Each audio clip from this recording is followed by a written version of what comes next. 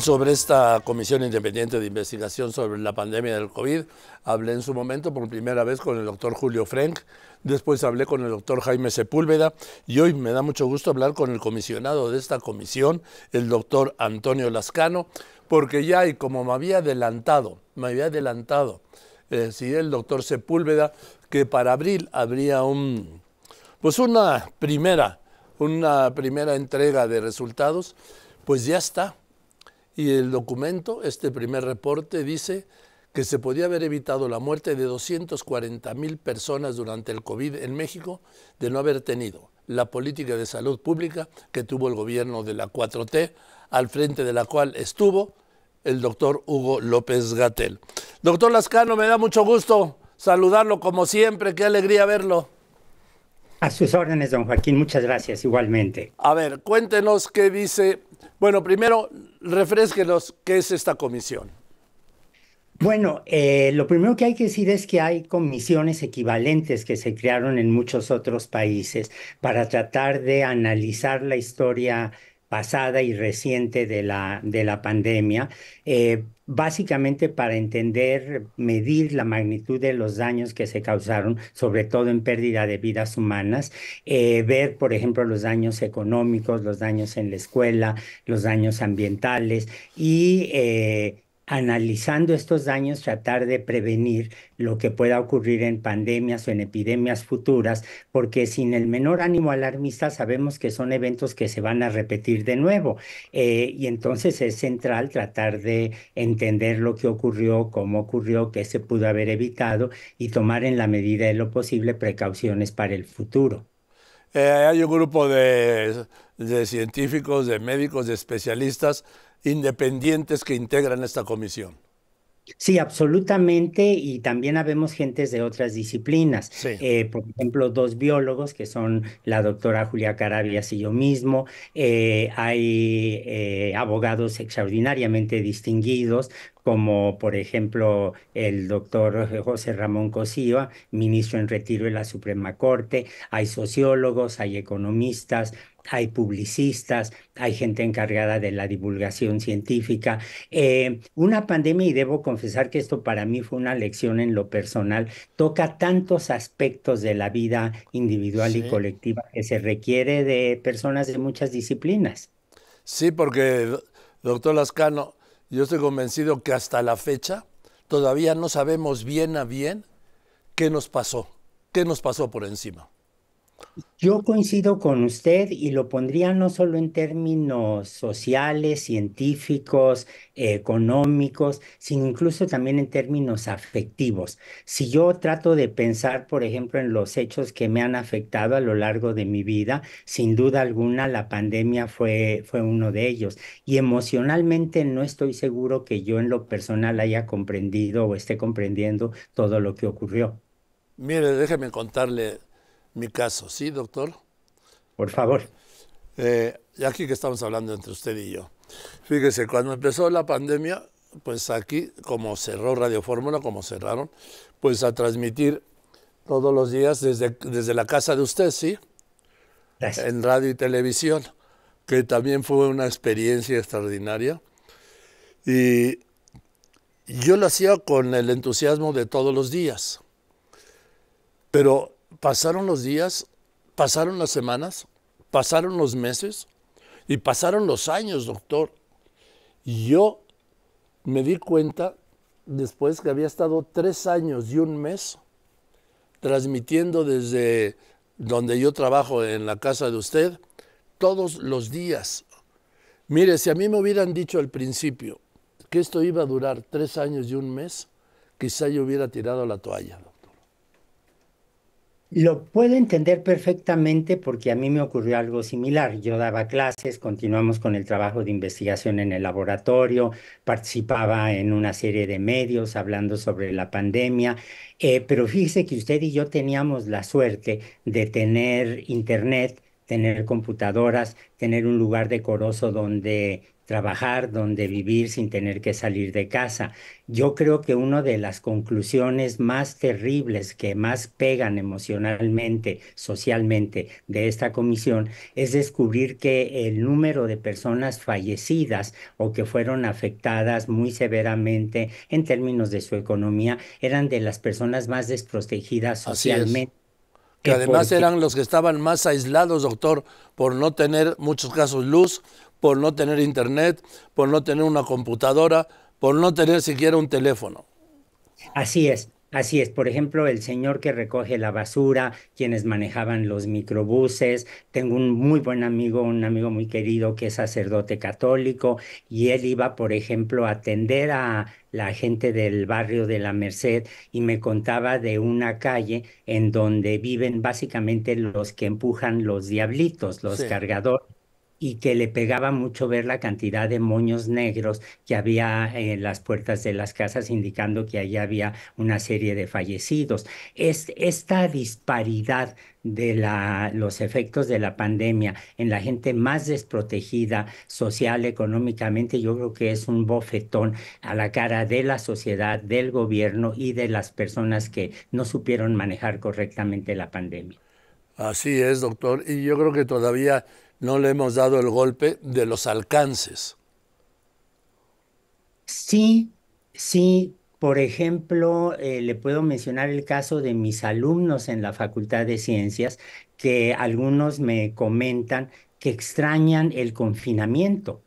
Yo hace unos días platicaba con una amiga muy querida, una colega del Colegio Nacional, la doctora María Elena Medina Mora, que también es miembro de la comisión, y le decía que tenía ganas de platicar con ella para entender por qué hay alumnos que van al laboratorio, que son estudiantes de las clases de los que estamos allí, y en la conversación inevitablemente sale, por ejemplo, el tema de una cierta añoranza por el confinamiento, que supongo les dejó la marca de haber estado en un espacio protegido, seguro, y salir a enfrentar de nuevo la vida real. Hoy dando clase, les hice una pregunta a los alumnos y dos de ellos respondieron que no lo habían visto porque no tenían la oportunidad de haber trabajado experimentalmente con las manos en el laboratorio porque habían hecho buena parte de su carrera confinados.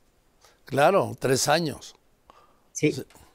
Ahora, doctor Lascano, este primer reporte habla de 224,000 personas que no debieron haber muerto de pandemia en México. Así es, y es un exceso que se calcula muy claramente porque uno puede hacer modelos matemáticos de las pandemias, uno puede hacer modelos matemáticos de la forma en que se dispersa un patógeno y hay una serie de suposiciones que se hacen, eso se corrobora con las estadísticas y claramente hubo una subestimación del riesgo, un mal manejo de la pandemia y tenemos más de 200,000 personas efectivamente que fallecieron, como lo indican los modelos. Y créame que la matemática aquí es bastante precisa y no se está dando un número al azar. Lo que estamos viendo es que todas las predicciones, tanto en términos de las experiencias individuales, colectivas, como la matematización, la formalización de esas experiencias, demuestra que hubo un exceso de mortandad que es absolutamente inadmisible. Es inadmisible porque a mí siempre me recuerda ese refrán de los ingleses: un muerto son demasiados muertos, que eso se puede aplicar a muchísimos eventos. Aquí es una desgracia colectiva verdaderamente desproporcionada. ¿Y por qué murieron estos más de 220,000 personas que no debían haber muerto, doctor? Yo creo que uno de los resultados de la comisión es demostrar que hubo un mal manejo de la pandemia, hubo un alejamiento de la experiencia que tenían los expertos en distintas áreas, porque hubo un protagonismo excesivo, porque hubo un desdén de la cultura científica y porque ciertamente teníamos un sistema de salud pública que estaba muy deteriorado. Teníamos causas típicas de nuestra demografía, como un exceso de diabéticos, pero aún así, tomando en cuenta estos dos últimos factores, el número de fallecimientos superó lo que incluso las mismas autoridades habían dicho desde un principio. Yo recuerdo, esto lo decimos en este primer reporte, recuerdo que en un momento dado el doctor López-Gatell decía que 6.000 muertos sería una tragedia. 60.000 muertos, dijo, sería una tragedia. Así es. Bueno, 6.000 sería una tragedia, 60.000 sería ya una tragedia desproporcionada. Bueno, ese cálculo les falló no anticiparon 93 de cada 100 muertes que hubo. Y hay que decir que sabemos que había los modelos para predecir cómo conducirse en la pandemia, había experiencia tanto mexicana como académica en general como de otros países de cómo conducir la pandemia y no fue así. Le pongo un ejemplo muy concreto.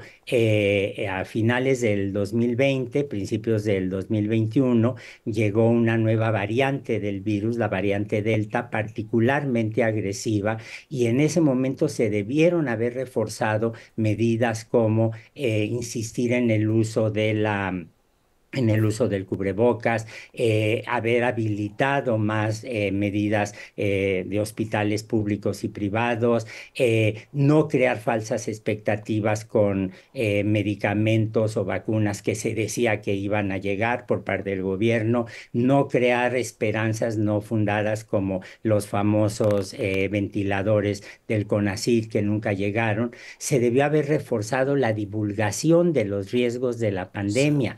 El CONACYT tenía la obligación formal de hacer divulgación científica y no lo hizo. No lo hizo. El silencio del CONACYT durante esa época es verdaderamente escandaloso.